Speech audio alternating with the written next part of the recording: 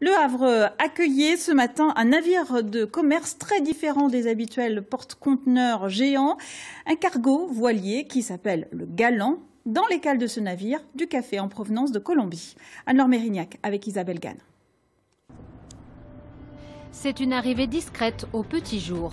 À côté des cargos, l'étrave du Galant glisse vers un port du Havre, plutôt habitué à célébrer le gigantisme des porte-conteneurs.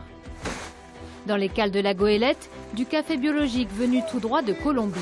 À l'origine de cette livraison, la société Tote œuvre depuis près de 10 ans pour faire de ce transport décarboné un transport d'avenir.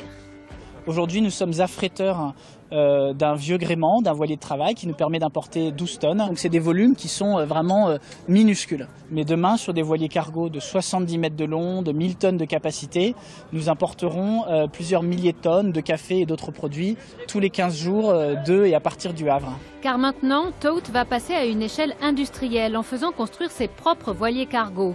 Plus gros, plus rapide et avec un déchargement mécanisé, de quoi faire baisser sensiblement les coûts de transport. L'importateur de ce café ne s'y est pas trompé. Déjà soucieux de sélectionner des productions durables, il s'est engagé à long terme, quitte à payer un transport 5 fois plus cher qu'en porte-conteneur. L'idée, c'est d'arriver à l'importation d'environ 4 à 5 000 tonnes de café par transport à la voile d'ici 2025, soit plus de 50% des cafés importés par Belco. Ça, c'est un point qui est très important. Le transport à la voile, c'est un transport qui coûte cher. Si on veut faire changer les choses, il faut à un moment avancer et accepter qu'un transport plus propre est un transport qui peut coûter plus cher.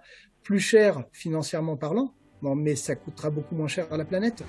Tote espère lancer son premier voilier cargo dans 1 an et demi.